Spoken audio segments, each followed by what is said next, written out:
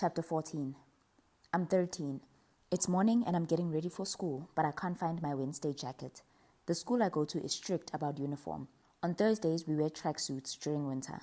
I know my sister took it, but I can't go inside her room. That would be suicide. She does that sometimes. Take my things and keep them in her room just to frustrate me. Last night was one of her moon nights. I don't know when she came back inside, but I know those nights are always followed by her worst days. I ask grandmother to go get my jacket. She sighs, hands me my lunchbox, and marches down the passage to Gertrude's room. She's in there for a while now, and I'm panicking because if I miss the 7 a.m. bus, then I won't make it to school on time. She comes out and closes the door behind her, with my jacket under her arm, and she hushes me to go. Something is wrong, and I wonder what Gertrude has done this time. At school, I have a normal day. Unlike in primary school, I have 4 friends here. I'm happy, and sometimes I wish I lived at school or in one of my friends' homes instead of going back to my own home. My friends don't know anything. I've never told them about my sister. The scars they have noticed are from climbing trees and falling when I was younger. The bruise I had on my leg last week was from falling when I was entering the bus that morning.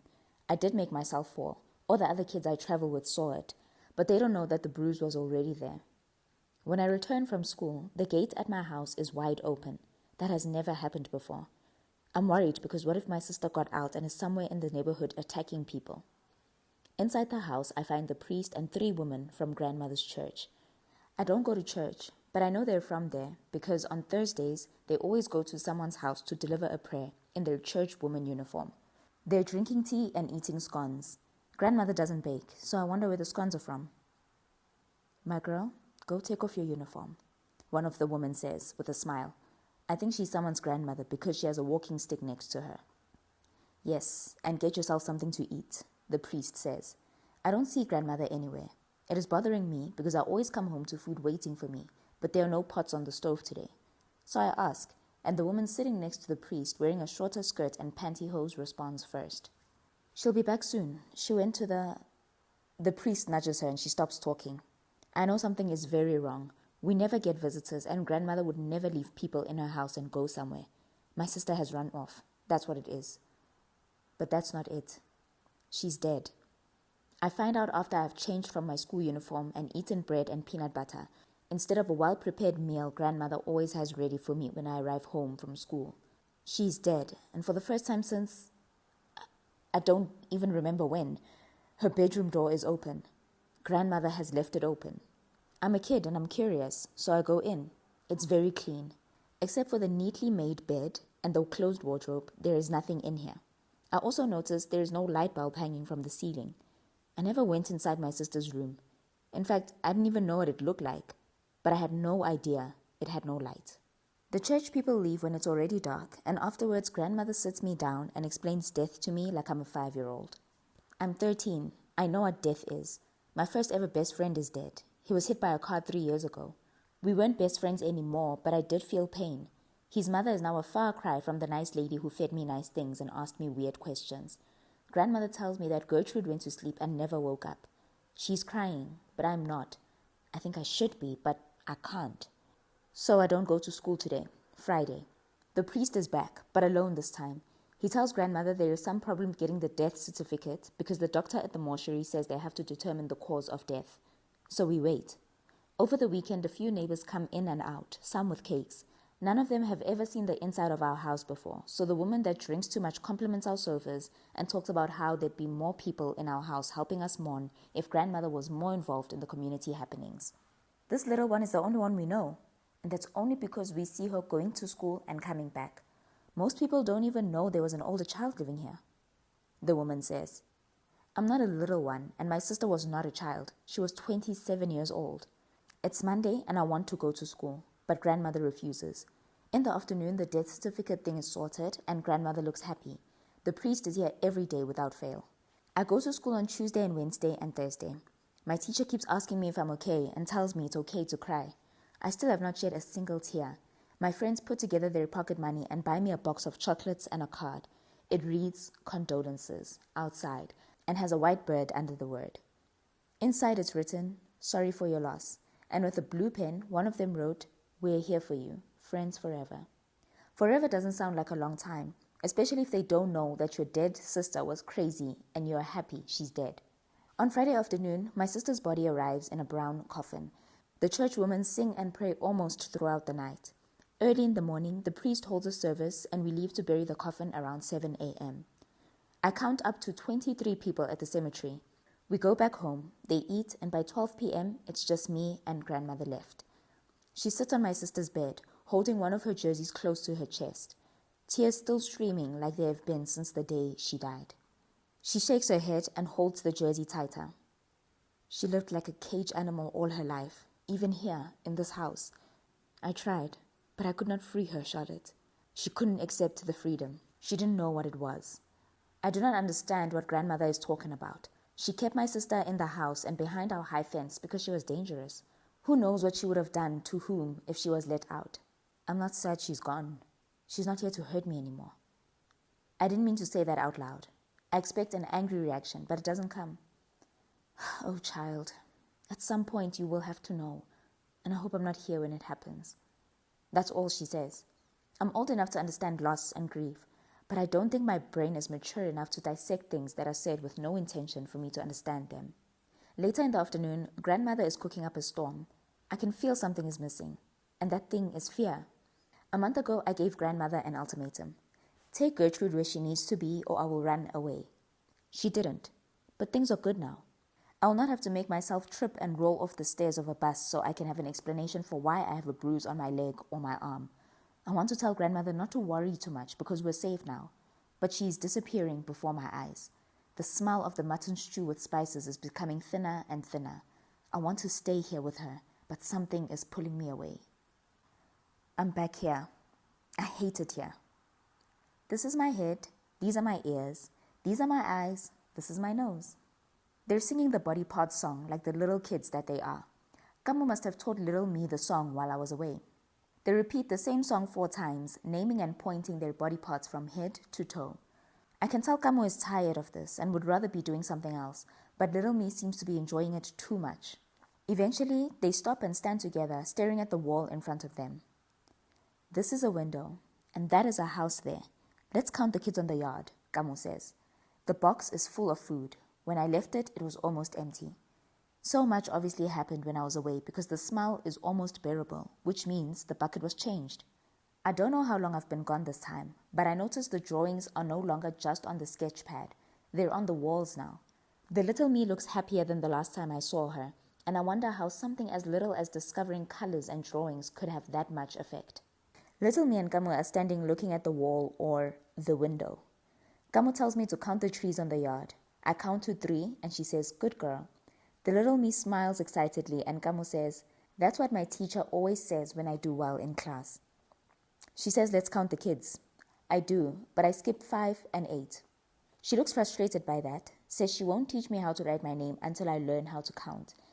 Sissy is just sitting there, watching. I wonder if she can count or write. If she could see me or hear me, I'd tell her that at some point in her life she will leave this place, that she'll be rescued, but she'll never learn how to survive outside this room, and that she will die before she turns 30. That she'll die without ever going back to where she came from. So it's a good thing that they can't see me. "What is that?" Little me asks, pointing at a little circle above the house. "It's the sun." "You've never seen the sun?" Kamu asks. I shake my head. "It comes out in the morning and then goes back at night, so it gets dark. Sometimes the moon comes out and it gets less dark, but it's still dark." I look confused. "It's always dark," I say. "It's not always dark, girlie. It's light when we go to school and when we play, but it's dark when we go to sleep." Kamu. "What is the moon?" Sissy asks. I'm surprised because she's been quiet the whole time, just watching us with a blank look in her eyes. "Something in the sky. I think it's like the sun, but it's not strong like the sun because it doesn't light up everything." "Have you never seen the sun, Sissy?" If she ever did, I doubt she still remembers. "Yes, once, when I was sick. He didn't want me to die." Little me and Kamu look surprised. We rush to the mattress and sit in front of her. "Where?" "Upstairs," I ask. "No, outside the door. I was still small like you. I was sick. I couldn't stand up anymore. He took me out of here into a place with many people. It took us a long time to get there. The people who touched me and made me lay on a bed said I needed the sun and some exercise. So that's where she got the "she needs the sun and exercise" line. They gave him things for me to drink every day after I eat. He told them he's my uncle. Those are nurses. He took you to the clinic. You should have told them he's not your uncle. But I don't know if he's my uncle or not, and they were speaking to him, not me. He told me not to say anything. Kamo and I nod. We understand. We're 4 years old, or at least Kamo is. I'm not sure how old I am. I could be younger or older. Sissy, do you know how to write? I ask. I think I did once because I know how to hold a pen, but I don't remember where I learned that. When he took me out, I knew I wasn't seeing the sun for the first time, but I couldn't remember where I first saw it. How long has she been here? If she remembers the sun, that means she had a family before this. She was snatched just like Kamo. Me, on the other hand, I know nothing. What if I was born in this room? Sissy is too young to have given birth to me. She only started her period recently, so it was impossible for her to get pregnant before that. Where did I come from? I hear the chain rattling. The girls look surprised too. None of us heard the footsteps this time, and that's probably because the girls are occupied with something, not sitting on the mattress waiting for the demon to enter, as always. He picks Kamo. Sissy pleads and begs as always. Your duty now is to take care of them. Teach them how to behave. I don't want you anymore. He drags Kamo out of the room. I want to kill him. Why does he hurt us, Sissy? Sissy says nothing. From the box, she grabs a chocolate bar and gives it to little me. It's the first time I'm seeing a chocolate in the box. It's always fruits and drinks and bread and 2 big Tupperware, one with meat and another with rice. They eat with their hands. Sissy grabs a can of liquid fruit and tells me to drink it. I manage to drink half and she finishes the rest. This is the first time I'm seeing a can. It's always juices in boxes and water in a big plastic bottle. The ghost me is worried about the wrath in Sissy's eyes. I feel like she's ready for anything now. She's been docile this whole time because she needed to protect little me, but I think she can't take it anymore. She's biting the empty can like it's something that can be eaten. Little me is as shocked as ghost me as we watch. Her lips start bleeding from the cuts, but she keeps biting at it. Here, hold this, she says to little me. It's a big piece of the can. She's managed to cut it into 2 halves with her teeth. There's blood on her dress, but she doesn't stop biting. What are you doing, Sissy? She's trying to prick out her tooth with the sharp end of the piece she has. I don't think it's going to work. Her lips and gums are already cut, but she's still aggressively scratching her tooth with it, as if cutting something with a saw. It's painful to watch, and the blood is not making it any easier. This is something I would expect from when she was Gertrude, not the locked in the basement Sissy. Gertrude did stuff like this all the time, so much that I started believing she didn't feel pain at all. Grandmother would put salt in a cup, mix it with water, and tell her to put her wounded thumb in it. Gertrude would keep the thumb in there and not even flinch. I knew salt was painful on a wound, but my sister seemed to enjoy it. I'm sitting here wondering what happened between the time she left this room and the time we ended up in Cullinan. If I didn't know better, I'd look at her here and think getting out of this room and escaping from that man would heal her. The footsteps are coming. Sissy quickly throws the 2 pieces of the can in the bucket and wipes her mouth with that horrendous blanket. She turns it over to hide the blood on it and covers herself with it, to hide the blood on her dress, I believe. I'm panicking because what if the man takes the bucket and sees the can? But he doesn't, and I think Sissy knows it isn't bucket change time yet. He just pushes Kamo in, looks around the room and leaves. I notice red marks on his face again. Kamo doesn't look like the child she was when she came in here the first time, but I'm glad she's still fighting. She throws herself on the mattress and lies down on her side, knees pulled up to her chin. The first few times little me would curl up next to her when she came back and rub her back or touch her hair, but that doesn't happen anymore. She doesn't want to be touched. When she arrived, her hair was relaxed and tied up in a bun, but now it's all messy and her natural hair has grown. They always come back clean, smelling like soap and bubble bath. Sissy has been washing herself with bottled water since I got here. Kamo, you must write our names, she says. We don't have names. It takes a while for Kamo to turn around and ask her why. So that if someone finds this room one day, they will know we were here, even if we die and they don't find us here. I don't think she should be talking to little kids like this, about dying of all things. My mommy will find us, Kamo says. I thought she had given up, and I am embarrassed to say that sometimes I forget she's just a little kid because she is smart beyond her years. I subconsciously believe she is the one that will get us out of here. We can't write them with crayons though. We have to write them with something that can't be washed away, she says, opening her hand and showing Kamo a piece of her tooth. She did that. She broke her own tooth with that can. Little me and Kamo look as shocked as the ghost me, which we shouldn't be because Sissy's lips and gums look like a war zone. I can't imagine how much pain she is in, but she has felt worse pain in her short life, so she will definitely live. Sissy flips the mattress over and says the names should be written on the floor under it. There are no tiles in this room. The floor is cement. Everyone will write their own name. I will teach you. Kamo. This will take forever. Chapter 15. I'm almost 19. It's the second month of my first year in university and I'm struggling to adjust. I come from a small town where I lived with my small family. Every day I realize how much I do not know compared to most people here. My clothes are not trendy. I don't know much about fashion. I don't know half the celebrities everyone talks about all the time. My phone is outdated and I'm struggling with schoolwork. My high school friends seem to be doing better where they are, and it's not here on this campus. 3 out of the 5 of us made it to different universities. Yesterday, a boy spoke to me. It's not an unusual thing here. Boys don't just pay attention to the prettiest girl. The boy is a second-year engineering student, but he said he doesn't like it, that he's only doing it because he got a bursary. I agreed to meet with him again at the quad where students loiter between lectures. I don't know if he's my type or not. I've never had a boyfriend. The boy I had a secret crush on in high school was nothing like him. We meet, we chat, and it's fun. He wants to know where I grew up and what it was like. My story is short and has a lot of omissions. He's from the Eastern Cape. His family is big and he has 2 cousins on campus. His mother is dead and his father is a businessman. His sister is in grade 12 and she's the black sheep because she has no plans to study further than high school. She wants to travel the world to learn new languages. His other cousin grew up in the same house with them because her mother is in jail. After he graduates, he will work for the company that gave him the bursary for 5 years and resign to pursue his passion of being a DJ. His story is longer and far more interesting than mine. He even has his future planned out. I find him fascinating, and I think I like him. We go on low-budget dates, and sometimes he helps me with my assignments, even though we're doing different courses. He's smart. He knows everything, and that makes me like him even more. Grandmother sends me money at the end of the month, and I spend all of it on new, tighter and shorter clothes. I do my hair too, and thread my eyebrows. I cut down on dining hall food and spend my pocket money on less calorie stuff because I think losing some weight would be a good idea. He notices the changes and says I'm pretty. So on Friday, he asks me for the umpteenth time to visit him and his res. I say yes this time. He looks surprised. I take a long shower, shave and put on new panties and a bra. They don't match, but they are both lace.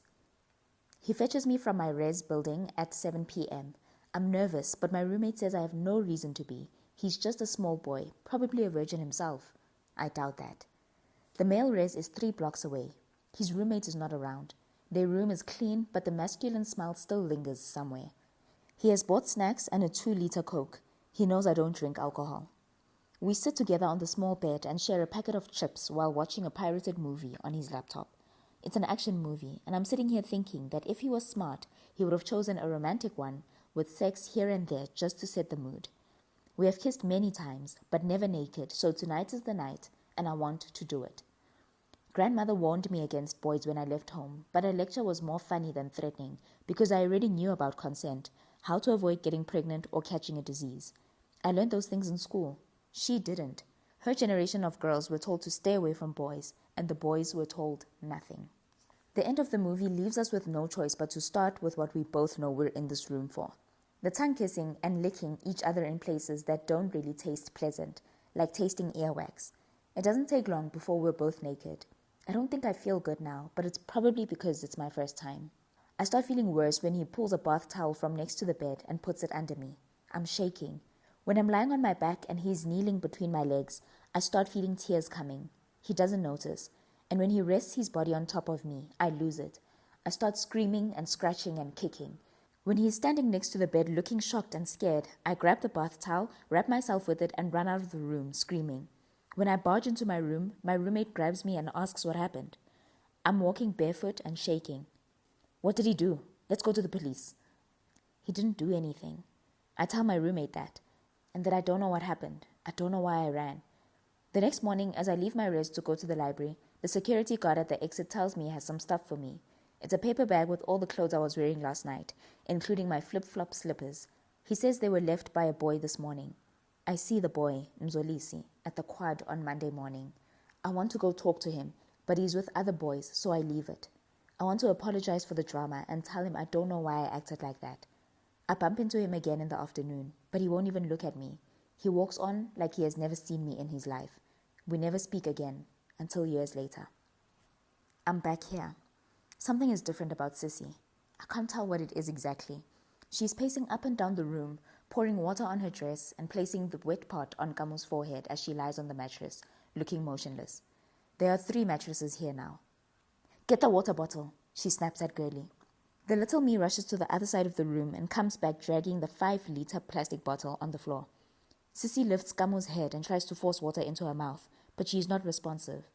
I see the big purple bruise covering half her face, and I can hear her struggling to breathe all the way from where I'm sitting. When you go outside, you will come back and get me, right? With my mommy. You'll come back with my mommy, right? She's speaking with so much difficulty. Drink this water. You'll be fine, Sissy says, not sounding confident at all. You'll come back to get me. Promise. Yes, I promise, Girlie says.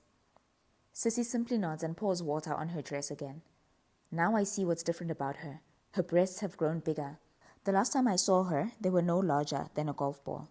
I must have been gone for a while this time. Months, maybe. It's crazy, though, because Girlie doesn't seem to have grown at all. My head hurts. Kamu. Her left eye is completely shut and swollen. That man must have hit her very hard this time. There are bruises even on her legs and thighs. Her yellow dress is clean, though, and her feet look like they were washed. None of the girls have had shoes on since I got here. Kamu, let's look out the window. You'll feel better, Girlie says. Sissy tells her to shut up and go sit somewhere. I've seen these girls go through many things, but Sissy's face has never had this much panic. He'll take you to the clinic when he comes back, like he took me when I was sick. You'll get better. But the smell is too strong this time, so clearly the man hasn't been here in a while to empty the bucket. The box is also almost empty, except for the 2 bananas and a quarter loaf of bread. Your head has been hurting for a long time, Girlie says. Sissy looks annoyed with her, but she must understand that she's just a child. Kamu doesn't respond this time, and I'm fearing the worst. The water is not helping. Nothing is helping, but Sissy is still trying. At this point, she just wraps her with a blanket and holds her in her arms, cradling her. Her arms have gone wobbly, and her heavy breathing has stopped. I know what has happened, but I refuse to accept it. Sissy looks like she has accepted, but Girlie clearly doesn't know what has happened. She's sitting on the floor, lining the crayons, touching each of them and saying their colors out loud. And then she lies down on her stomach and starts drawing on the sketch pad. Sissy, what has colors in it? The dog or the elephant? Sissy takes a deep breath before she speaks, still cradling the dead body in her arms. None of them, she says. Girlie looks at her and narrows her eyes.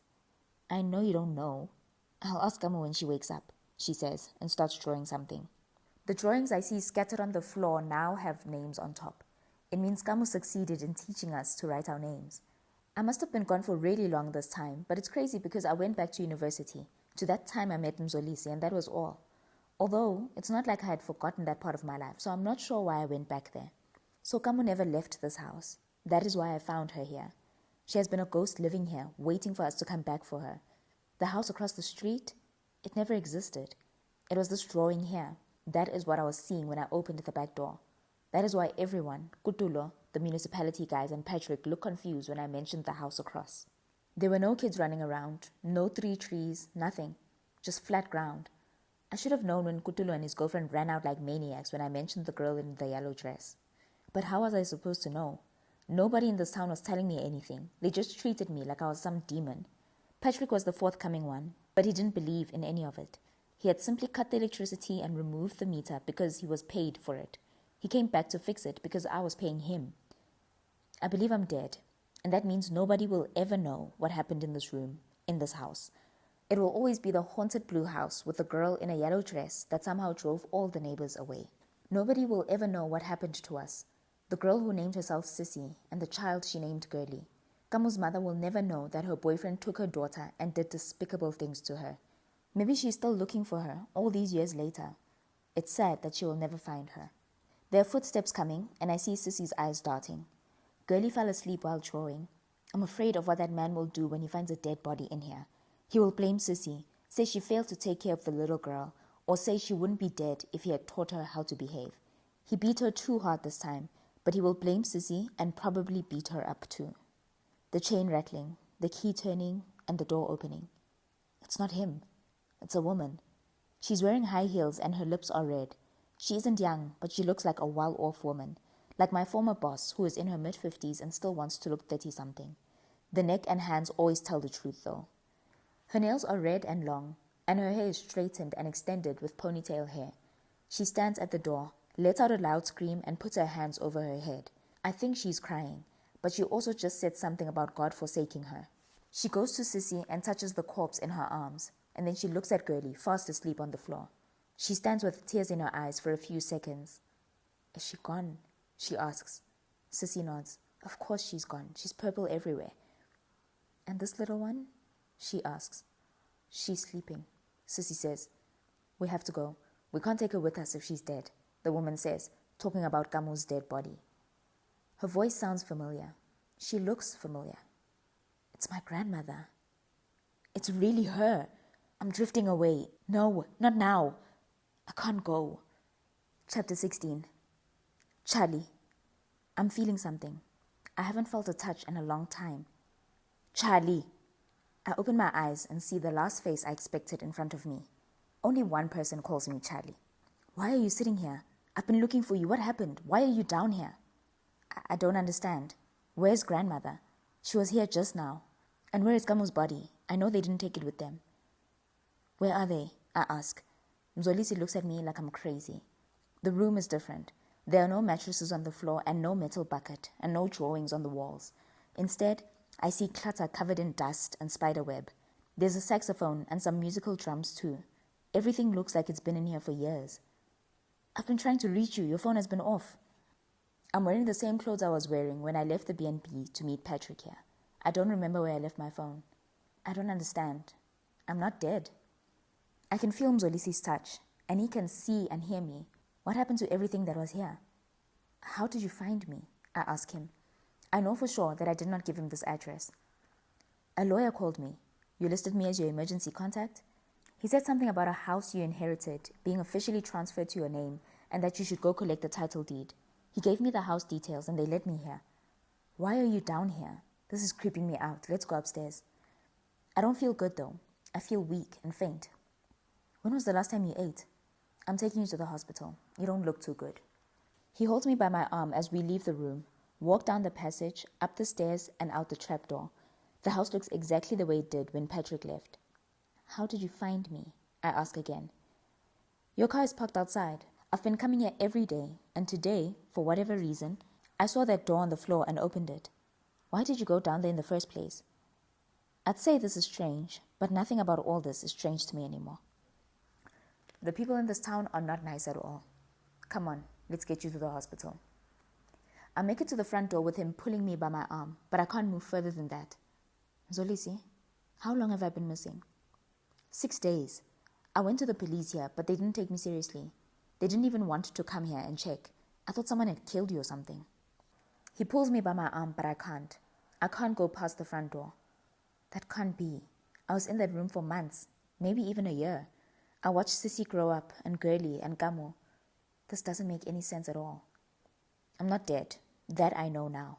But I can't leave this house until I make things right. Let's go. I can't. Do you have food? I ask. You haven't eaten in 6 days. If you eat now, you'll get sick. You have to go to the hospital. I can't. He gives up and hands me water and an energy bar. I feel better. I tell him to leave, but he refuses. He's been staying at the same B&B I stayed at, and he has the same reservations about the owner and the farm store and their horrible pies. He falls asleep on the sofa. I don't sleep at all. At least there is some light in this house, but there is still no running water. I've been sitting here with my eyes wide open, waiting for Kamu to appear. She doesn't. Zolisi wakes up around 7 a.m. and finds me still sitting on the sofa across him, eyes wide open. I feel far better than I did last night. In fact, I'm as fine as ever. We need to go, Charlie. You can't stay in this house. I know your grandmother's death hit you hard, but that's no reason for you to move into some deserted house in the Pundus. He's always had a good heart, this one, but he doesn't know shit about me and who I am. I tell him I'm staying and that I need food and more water. I will not even begin to explain the past few days to him because if I'm honest, he's the only person I have in this world. That is why I put him down as my emergency contact everywhere. Okay, I'll go to town and get some stuff, but please don't go back down there. I still maintain you need therapy, Charlie, but no pressure. I'm not going to therapy, and that's that. He leaves in my car with no list of what I actually need. I've not even closed the door behind Mzolisi when I feel her behind me. Girlie? She's standing on the passage, same yellow dress, barefoot.